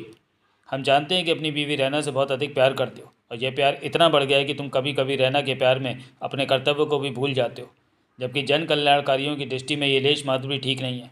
किसी के व्यक्तिगत प्यार के लिए कोई अपने कर्तव्यों को भूल जाए, ये बात जन कल्याणकारियों की दृष्टि में तनिक भी उपयुक्त नहीं। अतः तुम अपना संपूर्ण ध्यान अपने कर्तव्य पर भी केंद्रित रख सको, इसलिए हम तुम्हारी पत्नी रैना को ठीक 10 बजे लेने आ रहे हैं। फिर रैना तुम्हें कभी नहीं मिलेगी, ताकि तुम जीवन पर्यंत अपना पूरा ध्यान अपने कर्तव्यों पर केंद्रित कर सको और जन कल्याण के लिए जीते रहो। अच्छा, अब ठीक 10 बजे मुलाकात होगी। आशा है हमारी जन कल्याण की भावनाओं को समझोगे और हमारे कार्य में बाधा उत्पन्न करने के स्थान पर हमें सहयोग प्रदान करोगे। आप ही के दोस्त, जन कल्याणकारी आग के बेटे। ओह, तो ये बात है प्यारे तुला राशि, विजय बोला। विजय, देखो 9 बज चुके हैं। उनके द्वारा दिए गए चैलेंज में सिर्फ 1 घंटा शेष रह गया है। शीघ्रता से सोचो, क्या किया जाए। परेशान रघुनाथ बोला। सोचने की आवश्यकता है प्यारे तुला राशि। साले, लगता है तुम वास्तव में अब असली सरकारी सांड नहीं रहे हो, अतः आग के बेटे अच्छे ही कर रहे हैं। विजय, प्लीज़ मजाक नहीं। खैर प्यारे, ये बताओ तुम्हें यह पत्र मिला कैसे? सुबह सोकर उठा ही था कि मैंने इसे अपनी मेज़ पर रखा पाया। यह मेज़ पर पेपर वेट से दबा रखा था। तो ठीक है प्यारे लाल, अब आपके बेटों की प्रतीक्षा करो। दूसरी ओर से विजय ने कहा और तुरंत ही फ़ोन रख दिया। फ़ोन रखने की आवाज़ रघुनाथ को ऐसी लगी जैसे किसी ने उसके सीने में हथौड़ा मार दिया। हाथ में रिसीवर लटकाए वह बुत सा खड़ा रहा। वह जानता था कि मुसीबत में अपने भी पराये हो जाते हैं। तभी तो विजय ने भी समय की गंभीरता को बिना समझे ही मजाक में उड़ा दिया। उसे लगा जैसे इस समय वह बिल्कुल अकेला हो। उसे लगा कि जैसे वह आग के बेटों को रोक ना सकेगा। अभी वह रिसीवर हाथ में लिए विचारों में ही खोया हुआ था कि एकाएक चौंक पड़ा। क्या बात है, आज आप सुबह सुबह किसे फ़ोन कर रहे हैं? रघुनाथ चौंक पड़ा। उसने सामने खड़ी रैना को देखा, जो हाथ में चाय लिए खड़ी थी। वह स्वयं को संभालता हुआ बोला, किसी को नहीं, किसी को भी तो नहीं। कहते हुए उसने तुरंत ही रिसीवर को रख दिया और मुस्कुराने का असफल प्रयत्न किया। अरे, रैना उसके हाथ में दबे आग के बेटों के पत्र की ओर संकेत करती हुई बोली, ये आपके हाथ में क्या है? अरे, इसका रंग तो लाल है। क्या बात है, आप परेशान भी हैं? कुछ नहीं, यूं ही ज़रा लाओ तुम चाय दो। रघुनाथ ने बात को टालने का प्रयास किया, किंतु रैना की नज़रों से छुप न सका। उसने चाय मेज़ पर रखी और रघुनाथ की ओर बढ़ती हुई बोली, पता नहीं आप हर बात मुझसे क्यों छुपाते हैं। दिखाइए क्या है ये। कुछ नहीं, तुम्हारे मतलब की चीज़ नहीं है ये। लाओ चाय दो। रघुनाथ पीछे हटते हुए बोला, किंतु रैना भी भला इस प्रकार कहाँ मानने वाली थी। कुछ समय तक तो दोनों में छीना झपटी होती रही। अंत में रैना पत्र लेने में कामयाब हो गई। रघुनाथ माथा पकड़कर पलंग पर बैठ गया। रैना ने पत्र पढ़ना आरंभ किया। पढ़ते पढ़ते उसकी विचित्र सी हालत हो गई। उसका मुख पीला पड़ गया। उसकी आंखों में भय झांकने लगा। नजरें उठाकर उसने सामने लगे घंटे को देखा, जो 9:15 बजने का संकेत कर रहा था। रैना के माथे पर भी पसीने की बूंदों का साम्राज्य हो गया। कुछ सोचकर वह फ़ोन की तरफ बढ़ी तथा नंबर रिंग करने लगी तो रघुनाथ बोला, क्या करने जा रही हो? किसे फ़ोन कर रही हो? ठाकुर साहब को, गंभीरता के साथ रैना बोली। न जाने क्यों रघुनाथ चुप रह गया। वह कुछ भी न बोला। इधर रैना ने ठाकुर साहब से संबंध स्थापित होने पर कहा, यस पिताजी, मैं रैना बोल रही हूँ। अरे रैना बेटी, आज सुबह ही सुबह कैसे? पिताजी, आपके अपराधियों ने हमें भयानक चैलेंज दिया है। रैना का सर भयभीत था। क्या मतलब? कैसे अपराधी? किसको चैलेंज? ठाकुर साहब चौंके। आपके बेटों का चैलेंज हमारे लिए, रैना ने फिर कहा और उसके बाद उसने समूचा पत्र फ़ोन पर ठाकुर साहब को सुना दिया। सुनकर ठाकुर साहब भी स्तब्ध रह गए। उनकी समझ में नहीं आया कि ये आग के बेटे आखिर क्या हैं, इनका आखिर उद्देश्य क्या है। किंतु फिर भी वे स्वयं पर संयम पाकर बोले, घबराने की कोई बात नहीं बेटी। इस बार आग के बेटे किसी भी कीमत पर अपने अभियान में सफल नहीं हो सकेंगे। इस बार भयानक ढंग से उनका सामना किया जाएगा। घबराओ मत। रघुनाथ, कहाँ से फ़ोन दो। तब जबकि फ़ोन पर रघुनाथ बोला तो ठाकुर साहब बोले, रघुनाथ, बड़े शर्म की बात है कि तुम पुलिस के इतने बड़े अधिकारी होते हुए छोटी सी परेशानी से घबरा गए। ध्यान रहे, इस बार आग के बेटे किसी भी कीमत पर सफल नहीं हो सकते। इस बार टैंकों से उनका सामना किया जाएगा। ओके सर, रघुनाथ ने स्वयं को संयंत्र की ओर अलर्ट होकर कहा। उसके बाद से 15 मिनट के अंदर अंदर ये समाचार समस्त राजनगर में विद्युत तरंगों की भांति प्रसारित हो गया। एक बार फिर समस्त राजनगर पर आतंक का साम्राज्य था। सुनते ही सबका दुख रघुनाथ की कोठी होता। आग के बेटों के साथ इस बार पुलिस का चैलेंज भी प्रसारित किया गया था, जिसमें कहा गया था कि इस बार किसी भी कीमत पर आग के बेटे अपने अभियान में सफल नहीं होंगे। इस बार आग के बेटों का स्वागत मौत करेगी। अगले 15 मिनटों में 5 टैंकों ने न सिर्फ रघुनाथ की कोठी को घेर लिया, बल्कि अन्य सड़कों पर भी 3 अन्य टैंक आग के बेटों का स्वागत करने हेतु तत्पर थे। सेना के जवान टॉमी गनों से लैस थे। राजनगर के सागरीय तट पर न सिर्फ अनेकों स्टीमरों का जाल था, बल्कि सागर के घर में नेवी के विख्यात जहाज़ों द्वारा संचालित अनेकों पनडुब्बियों का सदृढ़ जाल फैला हुआ था ताकि आग के बेटों का अंत तक स्वागत किया जा सके। वास्तव में इस बार वे अपने प्रयासों में सफलता अर्जित न कर सकेंगे, क्योंकि वास्तव में इस बार उनका स्वागत करेगी मौत। घड़ी की सुइयां निरंतर बढ़ रही थीं। लोग 10 बजने की प्रतीक्षा कर रहे थे। ऐसे समय में एक इंसान के मुख पर विचित्र सी शरारतपूर्ण मुस्कान थी। उस रहस्यमय और विचित्र नकाबपोश के आगमन पर कई परिवर्तन एक साथ हुए थे। वहां उपस्थित समस्त इंसान आदर के साथ झुक गए। समस्त हॉल का प्रकाश मानो सिमट कर बस उस विचित्र नकाबपोश के जिस्म में समाता चला जा रहा था। संपूर्ण हॉल में धुंध सी छा गई। समस्त प्रकाश उस रहस्यमय नकाबपोश ने अपने अंदर जब्त कर लिया था। वह एक लंबा चौड़ा और गोल हॉल था जिसमें लगभग 20 खतरनाक किस्म के व्यक्ति खड़े थे। उपस्थित समस्त व्यक्तियों के जिस्म पर एक से ग्रीन व चुस्त लिबास थे। सबके सिरों पर लाल कैप थी। वे हॉल में अपने अपने स्थानों पर शांत खड़े थे। हॉल के स्टेज पर वह विचित्र नकाबपोश प्रकट हुआ था, जिसके जिस्म पर कैसा लिबास है ये तो अधिक प्रकाश होने के कारण कुछ स्पष्ट दृष्टिगोचर नहीं हो रहा था, किंतु फिर भी उस नकाबपोश के नकाब के कुछ कण ऐसे थे जो सुनहरे थे। यानी उसके जिस्म पर सुनहरे लिबास के साथ एक सुनहरा नकाब भी था। एक नज़र में वह इंसान न लगकर सिर्फ इंसानी आकृति ही प्रतीत होता था, क्योंकि उसका संपूर्ण जिस्म प्रकाश से जगमगा रहा था। उसके सारे जिस्म पर अनेकों बल्ब लगे थे। वे भिन्न भिन्न रंगों के थे तथा जगमगा रहे थे। सिर्फ चेहरे वाला भाग अंधकार में विलुप्त था, किंतु नकाब पर किसी अत्यंत चमकीले पदार्थ से आग के बेटे शब्द लिखा गया था। उसके संपूर्ण जिस्म पर बल्ब जगमगा रहे थे। उसके आगमन पर हॉल में उपस्थित सभी लोग आदर के साथ झुक गए। उन सभी के सीने पर वही आग के बेटे लिखा हुआ था। कुछ समय तक हॉल में मौत जैसा सन्नाटा छाया रहा। अचानक हॉल में विचित्र सी भिनभिनाहट के साथ कुछ शब्द गूंजने लगे। आग के बेटे, आग की देवी को सलाम पहुंचाते हैं। ये शब्द उस रहस्यमय नकाबपोश के मुख से निकले थे, जिसके आगमन पर अन्य सभी आग के बेटे एक बार फिर आदर के साथ झुक गए। उसके बाद रहस्यमय नकाबपोश की भिनभिनाहट फिर गूंजी। बेटा नंबर जफीला सेशन। यस महान आग के स्वामी। हॉल में उपस्थित एक इंसान आगे बढ़कर बोला, जिसको शायद जफीला सेशन नंबर से संबोधित किया गया था। क्या तुमने राजनगर में उड़ता समाचार सुना? आग के स्वामी की भिनभिनाहट। सब कुछ आश्चर्यजनक है महान आग के स्वामी, जफीला सेशन बोला। हम लोगों ने रघुनाथ के यहाँ ऐसा कोई भी पत्र नहीं भेजा जिसकी चर्चा समस्त राजनगर में फैली हुई है। जिस समाचार के आधार पर भारतीय सेना का जाल बिछा हुआ है, वे शायद आग के बेटों से टकराना चाहते हैं। लेकिन हम आग के बेटे जन कल्याणकारी हैं, अतः व्यर्थ की मारकाट पसंद नहीं करते। और वैसे भी वह धमकी हम लोगों ने नहीं दी है।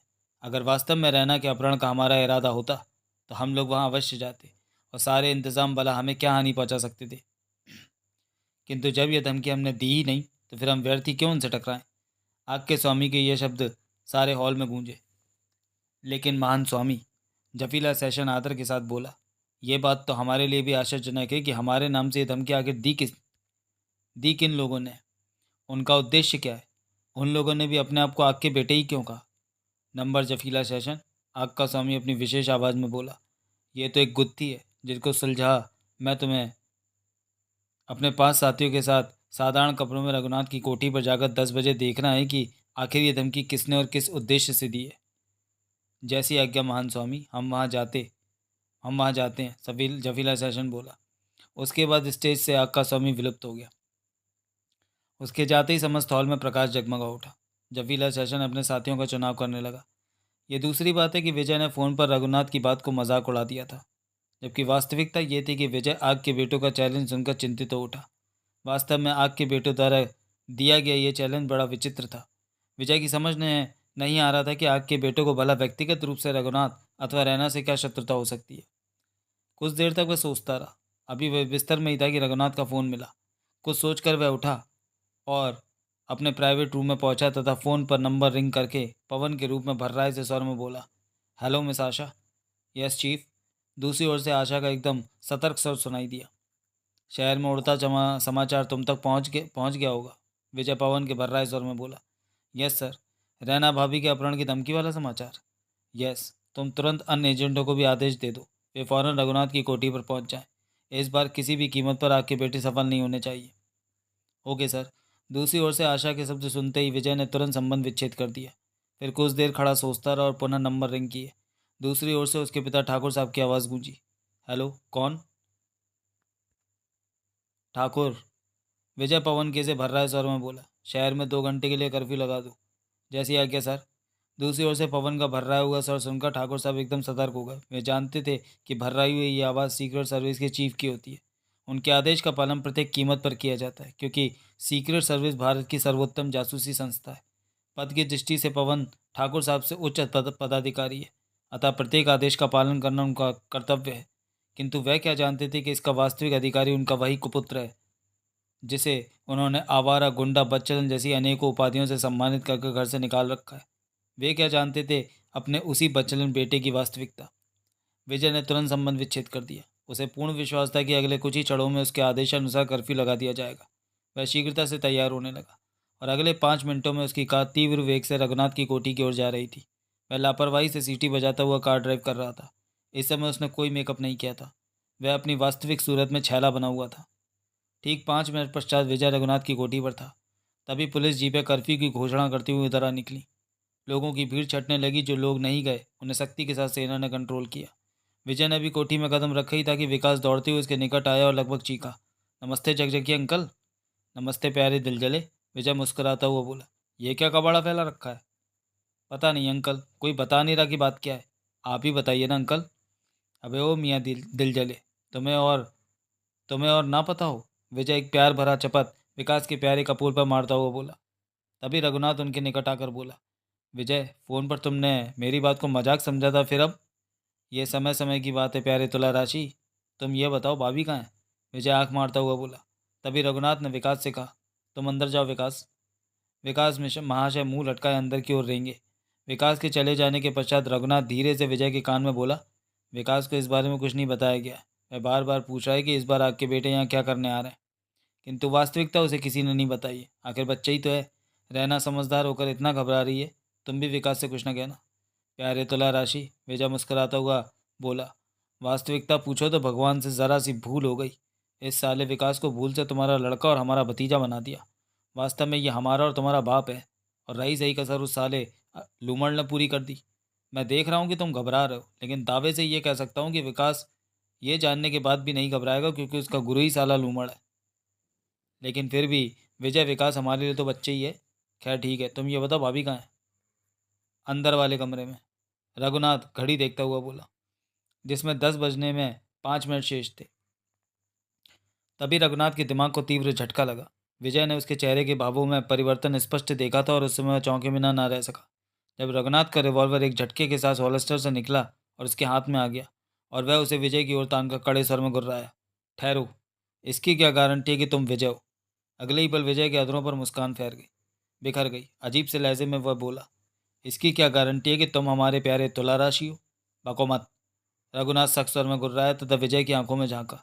इन बेकार की बातों में समय गंवाने के स्थान पर समय का सदुपयोग करोगे तो अधिक बुद्धिमानी होगी प्यारे तुला राशि। वैसे मुझे खुशी हुई कि तुम काफ़ी सतर्कता बरत रहे हो, किंतु ध्यान रखो, आग के बेटे किसी के मेकअप में नहीं बल्कि आग के लपटों में लिपटे हुए होंगे। तत्पश्चात रघुनाथ ने पूरी तसल्ली कर ली कि सामने खड़ा व्यक्ति वास्तव में विजय के अतिरिक्त कोई नहीं है, तो विजय को रैना का कमरा बता दिया। मुस्कुराता हुआ विजय रैना के कमरे की ओर बढ़ गया। रैना का कमरा भीतर से बंद था, जिसमें रैना के साथ 5 सेना के जवान उपस्थित थे। उसने कमरा खुलवाया और अंदर प्रविष्ट हुआ। उसे देखते ही रैना उठी और बोली, विजय भैया। अभी रैना आगे कुछ कहने ही जा रही थी कि विजय बोला, अरे भाभी, हमारे होते हुए घबरा रही हो? अरे हम आ गए ठाकुर के पूत। हम साले नाग के बेटों को छठी का दूध याद दिला देंगे। विजय ने यह शब्द कुछ इस प्रकार सीना अकड़ कर कहे कि पांचों मिलिट्री वालों के साथ स्वयं रैना भी बिना मुस्कुराए न रह सकी थी।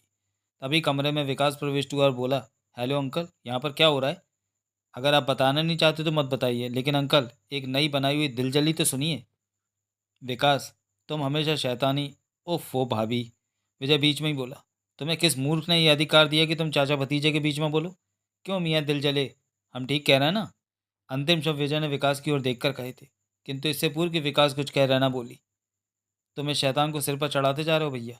घबराओ नहीं भाभी, हमारा सिर भी बहुत ऊंचा है। वहां तक पहुंचने के लिए तो अभी दिल जले को बहुत पापड़ बेलने पड़ेंगे।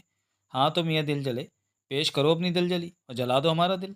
ऐसा जलाना कि आग की लपटें निकलने लगे, किंतु धुआं नहीं। विजय विकास की ओर देखकर बोला, हाँ तो अंकल, ये मैं अपना फ़र्ज़ समझता हूँ कि बिना कर्ज के एक दिलजली अर्ज करूँ। हाँ तो मैं जो सुनाता हूँ उसे ध्यान से सुनो, क्योंकि ये दिलजली सपरेटा घी में तली हुई है। विकास के कहने के ढंग पर विजय बिना मुस्कुराए न रह सका, जबकि विकास इस बात से बेखबर अपनी दिलजली कुछ इस प्रकार सुना रहा था। एक बार छिड़ गई जंग, चूहों और मच्छरों में भारी, आकाश कांप गया, धरती डगमगाई सारी। दोनों ही ओर थे योद्धा एक से एक भारी। दुदुम्बी बजी, युद्ध की हो गई तैयारी। चूहों में आतंक फैला, सेना घबराई सारी, क्योंकि मच्छरों में थे बहादुर छाताधारी। इतना सब कुछ देख घबराए सब नर नारी। चूहे थे बेचारे शाकाहारी, मच्छर मांसाहारी। मच्छरों ने शुरू कर दी जोरदार बमबारी। चूहों की सेना घबराई, क्या करती घुड़सवारी। बच्चों में आतंक फैला, चिल्लाई चुलिया चुईया सारी। एक एक मरने लगे चूहे सब बारी बारी। देख कर आया क्रोध चूहे के सरदार को, आगे बढ़कर ललकारा मच्छरों के बाप को। मच्छर बोले ले जाओ अपने हिमायती सांप को, किंतु सरलता से नहीं छोड़ते चूहे भी मैदान को। अड़ू बम डाला मच्छरों ने, सोचा वह बाजी ले गया, लेकिन चूहों का सरदार बम को मुंह में ले गया। ली हाजमे की गोली, बम को हजम कर गया। देख कर करिश्मा मच्छरों का सरदार बेहोश हो गया। फिर क्या था, चूहे रुक गए जाते जाते। बस बम मुंह में लेकर गोली से हजम कर जाते। अगर नहीं भागते मच्छर तो वहीं मर जाते। रखे रह गए वही सब उनके छाते वाते। अबे ओ मियाँ दिल जले, अब अपनी बोलती पर ढक्कन लगा लो। हम कुछ कह नहीं पा रहे हैं तो तुम अपनी दिल जली को राज कपूर की फिल्मों की दाती लंबी करते जा रहे हो। विजय हाथ उठाकर बोला। अन्य सभी विकास की दिलजली पर मुस्कुरा उठे। रहना भी मुस्कुराए बिना ना रह सकी। अब 10 बजने में केवल 2 मिनट ही शेष थे। शहर पर पूरी तरह कर्फ्यू लग चुका था। सेना का सदृढ़ जाल फैला हुआ था। सभी जिज्ञासा के साथ आग के बेटों के आगमन की प्रतीक्षा कर रहे थे। विजय स्वयं रैना के पास बैठा था। वह पूर्णतः सतर्क था। बाहर ठाकुर साहब पूर्णतः सतर्क थे। सागर में नेवी का पनडुब्बी जाल, राजनगर में सेना का चक्रव्यूह, सभी को प्रतीक्षा थी आग के बेटों की। ठीक 10 बजे एक विचित्र हरकत की विकास ने। एक ऐसी विचित्र हरकत जिससे विजय भी भौचक्का रह गया। वह विजय के उस भोले भाले और मासूम चेहरे को ताकते ही रह गया। विजय का मुख इस समय आश्चर्य के साथ खुला हुआ था। उसके लिए विकास एक बार फिर पहेली बन गया। हुआ ये कि 10 बजते ही विकास ने विजय के कान में रहस्यमय ढंग से कहा, अंकल, मैं आपके बेटे को गिरफ्तार करा सकता हूँ। विकास के मुंह से उपरोक्त शब्द सुनकर विजय को अपनी खोपड़ी घूमती सी प्रतीत हुई। उसकी समझ में नहीं आया कि लड़का क्या कह रहा है और इसके कहने का क्या तात्पर्य है। वह तो विकास के मासूम से मुखड़े को ताकता ही रह गया। उसके गुलाबी अधरों पर गजब की रहस्यमय मुस्कान नृत्य कर रही थी। इतनी रहस्यपूर्ण कि विजय को ऐसा लगा कि विकास इंसान न होकर कोई फरिश्ता तो नहीं। अवाक सा खड़ा कुछ देर तक वह विकास को ताकता रहा। फिर स्वयं पर संयम पाकर बोला, क्या मालूम है, क्या बक रहे हो? मेरे साथ आओ अंकल।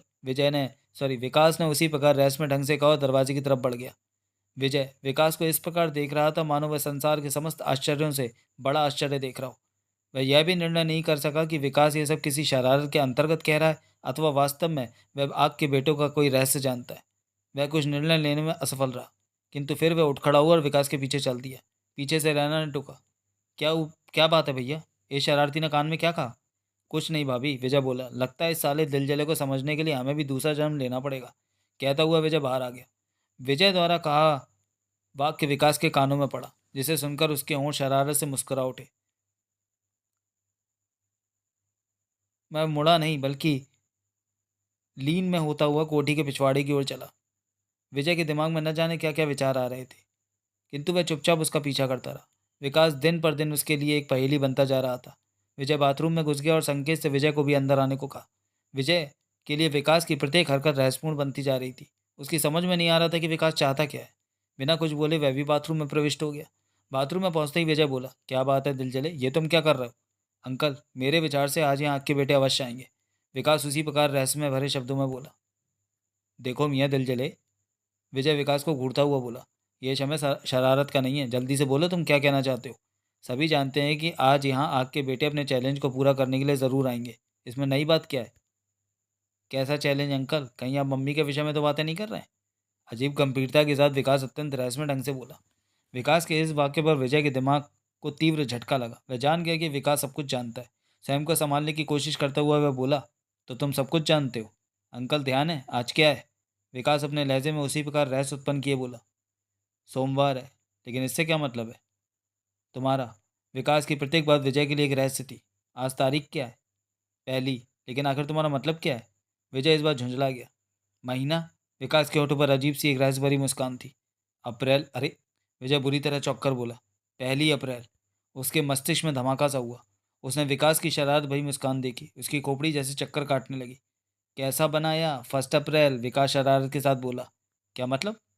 कैसा अप्रैल फूल? विजय की आंखें आश्चर्य से फैल गईं। यस अंकल, मम्मी के अपहरण का पत्र आग के बेटों ने नहीं, मैंने पापा की मेज पर रखा था ताकि उनको अप्रैल फूल बना सकूं।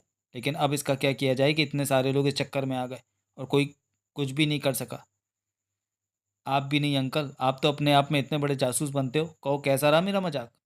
विकास ने चेक कर रहस्योद्घाटन किया। रहस्योद्घाटन ऐसा था कि विजय की आंखें हैरत से फैली रह गईं। वह भोले और मासूम मुखड़े वाले इस मासूम विकास को देखता रह गया, जिसने कितना गंभीर मजाक किया था। उसकी समझ में नहीं आया कि ईश्वर ने इसे इतनी बुद्धि आखिर दी तो कहाँ से दी। कितना भयानक और गंभीर मजाक किया था विकास ने। एक ही क्षण में विकास के इस मजाक के परिणाम घूम गए रघुनाथ और रैना की परेशानी। समस्त सरकारी महकमे का ही नहीं, बल्कि नेवी और सेना का हरकत में आना, राजनगर में भयानक आतंक और कर्फ्यू, सीक्रेट सर्विस का हिल जाना, सभी का कारण था यह मजाक। क्या अप्रैल फूल बनाने का विकास को यही तरीका मिला? उसका तो सिर ही चकरा गया था। मजाक, किंतु इतना गंभीर? नहीं, उसने ऐसा मजाक कभी नहीं किया। विजय को लगा कि इस मजाक का परिणाम भी अत्यंत भयानक होगा। लोग इसे से मजाक में उड़ा देंगे। नहीं, इस घटना से जनता भड़क उठेगी। फिर सरकार से मजाक करने का किसी भी नागरिक को कोई अधिकार नहीं है। वो मजाक भी इतना भयानक जिससे संपूर्ण भारत सरकार कांप कर रह गई है। हो सकता है लोग विकास के प्रति भड़क उठे। विजय के दिमाग में क्षण मात्र में अनेकों विचार घूम गए। उसने सामने खड़े विकास को देखा, जो अभी भी मुस्कुरा रहा था। विजय को तरस आया बालक विकास की बुद्धि पर। वह जानता था कि विकास ने वह हरकत कर दी है जो उसके दिमाग में उपजी। उसका भयानक परिणाम वह नहीं जानता। वह नहीं जानता कि उसने कितना भयानक खतरनाक कार्य कर दिया है। विजय ने उसकी मुस्कान देखी और बोला, तो इसका मतलब यह है कि यहाँ आपके बेटे नहीं आएंगे? क्यों नहीं आएंगे, अवश्य आएंगे, विकास दृढ़ता से बोला। क्या बकवास कर रहे हो? विकास के उत्तर पर विजय न सिर्फ झुंझला गया, बल्कि क्रोधित भी हो गया। वह विकास को लगभग फटकारते हुए बोला, जब वह कागज़ तुमने मेज पर रखा था तो आपके बेटे क्यों आएंगे? विकास एक बार फिर शरारत के साथ मुस्कुराया और बोला, अंकल, मेरा पत्र लिखकर रखना सिर्फ अप्रैल फूल बनाना ही नहीं था, बल्कि एक चाल चलना भी था। ये समझो, वो कहावत है ना, एक पन दो काज। क्या मतलब? विजय एक बार फिर उछल कर रह गया। मतलब ये अंकल कि वह पत्र रखकर मैंने अप्रैल फूल तो बनाई, साथ ही आपके बेटों को यहाँ आने के लिए बाध्य कर दिया। उसी पर अगर मुस्कुराता हुआ विकास कहता चला गया, तुम ये आखिर क्या बक रहे हो अंकल? आपके दिमाग में इतनी सी बात नहीं आ रही? आप ही सोचिए, जब ये खबर आपके बेटों तक पहुंचेगी कि किसी ने चैलेंज दिया है, तो वे चौंक कर ये जानने का प्रयास नहीं करेंगे कि जब ये चैलेंज हमने नहीं दिया तो किसने दिया है। और वे ये जानने यहाँ अवश्य आएंगे। विकास की बात सुनकर विजय के दिमाग में फिर घंटियाँ सी गुनगुनाने लगी। मैं फिर विकास को घूरते ही रह गया। उसकी समझ में नहीं आया कि आखिर विकास को भगवान ने इतनी बुद्धि कहाँ से दे डाली। वास्तव में उसे लगा कि विकास जो कुछ कह रहा है वह सत्य है। आपके बेटे ये जानने के लिए यहाँ अवश्य आएंगे कि ये धमकी किसने दी। लेकिन फिर विजय अटक कर रह गया। उसने विकास से पूछा, लेकिन तुम्हारा उन्हें बुलाने का अभिप्राय क्या है? वाह अंकल, जिन्होंने रिजर्व बैंक का खजाना खाली कर दिया, जिनकी खोज में पुलिस परेशान है, उन्हें यहाँ बुलाना क्या आसान काम है? लेकिन तुम पहचानोगे कैसे कि आपके बेटे हैं कौन? विजय ने प्रश्न किया। मेरे ख्याल से कर्फ्यू में आम आदमी हमारी कोठी के आसपास नहीं आएंगे, विकास ने कहा। और विजय एक बार फिर विकास के मुखड़े को ताकता रह गया। उसे लगा जैसे वास्तव में विकास ठीक कह रहा था। उसे कदम कदम पर विकास के दिमाग का लोहा मानना पड़ रहा था। उसने समय की गंभीरता को समझा। वह जानता था कि अगर ये समय उसने विकास की बुद्धि पर आश्चर्य करने में निकाल दिया तो स्थिति गंभीर हो सकती है। दूसरी ओर यदि आग के बेटे आए भी होंगे तो वे भी निकल जाएंगे। उसने सोचा, जब यह भयानक खतरा विकास ने पैदा कर ही दिया है तो क्यों ना वह इस समय का लाभ उठाए। अतः वह विकास से बोला, देखो मियाँ दिल जले, अब मेरी बात ध्यान से सुनो। विजय ने उसे समझाया, तुमने जो कुछ किया उसका परिणाम कितना भयानक है ये तुम नहीं जानते। अब तुम एक काम करो, वह ये कि वैसे ही कागज़ टाइप करो और उस पर लिखो, कैसा रहा 1 अप्रैल। और बस इससे अधिक एक शब्द भी ना लिखना, वरना मियाँ दिल जले छठी का दूध याद आ जाएगा। ध्यान रहे, तुम्हें नीचे अपना नाम नहीं लिखना है और ना ही किसी अन्य को बताना है कि ये हरकत तुम्हारी थी। ध्यान रहे, किसी भी कीमत पर कोई ये ना जान सके कि ये तुम्हारी हरकतें हैं। क्यों अंकल? बेटे दिल जले, जो कह रहा हूँ अब उसे चुपचाप करो, वरना अपने प्यारे तुला राशि भी ढूंढते फिरेंगे कि उनके सुपुत्र महोदय किधर गए। उसके बाद विजय ने बड़ी बारीकी से विकास को सब कुछ समझाया और बाथरूम से बाहर भेज दिया। अब उसका इरादा इस अवसर से कुछ लाभ उठाने का था। बात उसके दिमाग में भी बैठ गई थी कि आग के बेटे इस कोठी के आसपास ही होंगे निश्चित रूप से। अतः उसने बाथरूम के द्वार को देखा, जो कोठी के पीछे एक अत्यंत पतली, गंदी और अंधकार युक्त गली में खुलता था। जहाँ ये दरवाज़ा खुलता था, उसको अगर गली न कहकर आवचक कहा जाए तो अधिक उपयुक्त होगा, क्योंकि गली हमेशा मैलयुक्त रहती थी और एक तरफ से बंद भी रहती थी। अतः वहाँ कभी कोई व्यक्ति नहीं जाता था। उसने सोचा, क्यों ना वह गुप्त रूप से इसी मार्ग से निकले और फिर ध्यान से देखी कि कोठी के आसपास कोई संदिग्ध व्यक्ति तो नहीं है। यह विचार कर अपने विचार को कार्यान्वित करने हेतु दरवाज़ा खोलने के लिए चिटकनी की ओर हाथ बढ़ा ही था कि चौंक पड़ा। उसके कानों में फुसफुसाहट भरा स्वर टकराया। 10 बजकर 10 मिनट हो गए, अभी तक कोई आया नहीं है। यह आवाज़ दरवाजे के बाहर गंदी गली से आ रही थी। विजय ने दरवाजे से कान लगा दिए और ध्यान से सुनने लगा। एक अन्य स्वर ने पहली आवाज़ को जवाब दिया। जवाब फुसफुसाहट के साथ कुछ इस प्रकार दिया गया, पता नहीं क्या चक्कर है, मेरी समझ में नहीं आ रहा कि जब ये धमकी हम लोगों ने नहीं दी तो फिर किसने दी। रघुनाथ के पिछवाड़े वाली गली में दिन के 10:15 अंधकार व्याप्त था, और जो प्रकाश था भी वो कोठियों के धुएं ने धुंधला बना दिया था। इस पतली सी गली में कोठियों के रोशनदान थे, जिनमें से धुआं निकलकर वातावरण को और भी धुंधला बना रहा था। ये धुआं घरों में सुलगती अंगीठियों के कारण था, अतः वातावरण लगभग अंधकार में था। किसी को महज ही देखना संभव न था। वह एक बूढ़ा आदमी था। यूं उसे बूढ़ा भी नहीं कहा जा सकता, उसे अंधेड़ कहना अधिक उपयुक्त होगा। उसके चेहरे पर चेचक के दाग थे। एक स्थान पर ऐसा चिन्ह था जैसे किसी दुर्घटना में उसको काफ़ी चोटें आई थी। हल्की कटारीदार मूछें उसके रौबीले चेहरे पर खूब फब रही थी।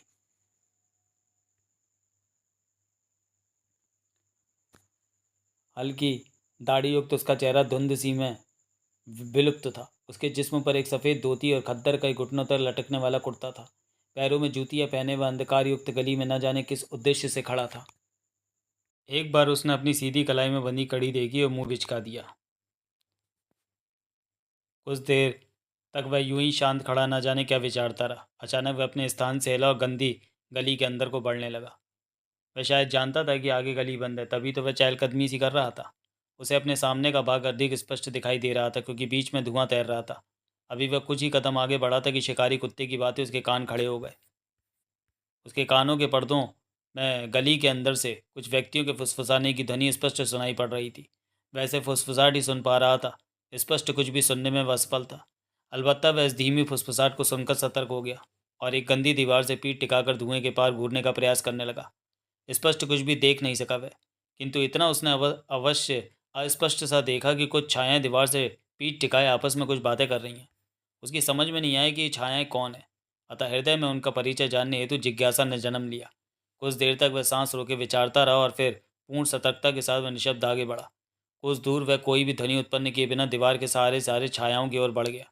ये दूसरी बात है कि इस प्रयास में उसका खद्दर का कुर्ता दीवारों के सहारे लगे पतनालों के कारण कीचड़ से लथपथ हो गया, किंतु उसने इस ओर लेश मात्र भी ध्यान नहीं दिया। उसकी आंखें उन फुसफुसाती छायाओं पर ही जमी हुई थी। अब वह उन छायाओं को किसी हद तक स्पष्ट देख सकता था। ये 3 व्यक्ति थे जो आपस में किन्हीं बातों में व्यस्त थे। वे क्या बातें कर रहे हैं ये जानने के लिए वह चुपचाप अपने स्थान पर खड़ा रहा और अभी तक उनकी बातें सुनने का प्रयास कर ही रहा था कि सहसा वह चौंक पड़ा। न सिर्फ चौंका, बल्कि उसे लेने के देने पड़ गए। ऐसा तो उसने सपनों में भी नहीं सोचा था कि इन लोगों के अतिरिक्त भी इस गली में कोई अन्य उपस्थित हो सकता है। किंतु उसने यही नहीं सोचा और यहीं चोट खा गया। अभी वह उनका कोई शब्द ध्यान से सुन भी नहीं पाया था कि अचानक उसके पीछे से किसी ने एक जोरदार ठोकर मारी और परिणाम स्वरूप वह धड़ाम से कीचड़ भरी गली में मुंह के बल गिरा और 2-3 इंच कीचड़ पर रपटता चला गया। उन 3 छायाओं के लिए भी शायद वह घटना अचानक ही हुई थी, अतः वे भी बुरी तरह चौंक पड़े। किंतु उस समय उनकी आंखों में हल्की सी चमक उभर आई जब उन्होंने कीचड़ में मुंह के बल पड़े अंधेड़ के पीछे अपने 3 साथियों पर दृष्टि डाली। पीछे वाले तीनों में से एक आगे बढ़कर बोला, जरफीला सेशन, यह बूढ़ा गली में खड़ा आप लोगों की बातें सुनने का प्रयास कर रहा था। अचानक वह सब हुआ जिसकी इन 6 में से किसी को आशा न थी। उनके विचार से तो ये आकर कुछ इस बुरी तरह से कीचड़ में गिरा था कि उसके लिए उठना शीघ्र ही संभव नहीं था, किंतु उनकी आशा के एकदम विपरीत वह अंधेड़ बिजली की सी फुर्ती से न सिर्फ उछला, बल्कि उसने बहुत कुछ कर दिया। एक बिजली सी कौंधी कीचड़ में पड़ा अधेड़ छलावे की बातें उछला और पलक झपकते उसके हाथ में दबी एक गुप्ती जरफीला सेशन के पेट में धंस गई। इसके पूर्व की कोई कुछ समझ सके खून का फव्वारा निकला। जरफीला सेशन के कंठ से गुटी गुटी सी चीख निकल गई। समस्त गुप्ती उसके पेट में धंस गई थी। तभी अन्य 5 उस पर झपटे, किंतु वह बूढ़ा भी कम शैतान नहीं था। जैसे ही वे उस पर झपटे, उसने गुप्ती जरफीला सेशन के पेट में ही छोड़ दी और अपने स्थान से अलग हट गया। 5 की स्थिति भिन्न और विचित्र थी। कोई लड़खड़ाकर कीचड़ में गिरा तो किसी ने दीवार में टक्कर मारकर खून निकाल लिया। उसके बाद अगले कुछ ही क्षणों में गली में भयानक उत्पात जारी हो गया। वह बूढ़ा 5 से अकेले ही भिड़ गया, किंतु वास्तविकता ये थी कि 5 उस पर भारी पड़ रहे थे। तभी रघुनाथ के बाथरूम का दरवाज़ा खुला, जो इस गंदी गली में खुलता था, और वहाँ से विजय निकला। तभी इस नई परेशानी को देखकर वह 6 को चकराए, किंतु बूढ़े ने सर्वप्रथम स्वयं पर काबू पाया और फिर उन पर पिल गया। विजय को भी न जाने क्या सूझा कि वह लड़ाई में उस बूढ़े का साथ देने लगा। अब उन 5 पर ये दोनों भारी पड़ रहे थे, क्योंकि ये दोनों कुछ विचित्र ढंग से लड़ रहे थे। अभी इस उत्पात को कठिनता से 1 ही मिनट व्यतीत हुआ था कि विजय और वह आश्चर्यचकित रह गए। उनके मुख आश्चर्य से खुले रह गए। उनकी समझ में नहीं आया कि वे क्या देख रहे हैं।